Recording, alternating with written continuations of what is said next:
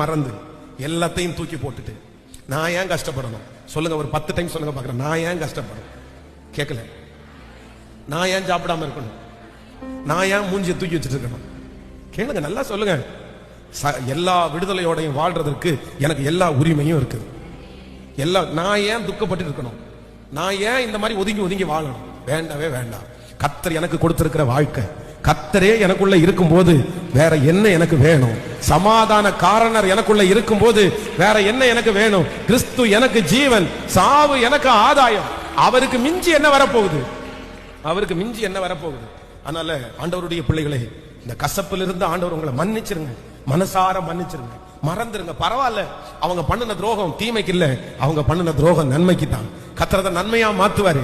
அந்த துரோகம் பண்ணதுனால தான் நம்ம ஜெபத்துக்கு வந்தோம். அந்த துரோகம் பண்ணதுனால தான் நம்ம ஆண்டவரை நெருங்கினோம். அந்த துரோகம் அவங்க பண்ணதுனால தான் பைபிளை கையில தூக்கி எடுத்தோம். அவங்க பண்ணினது ஒவ்வொன்றும் தீமையா இல்ல, நமக்கு நன்மையா தான் மாறி இருக்குது.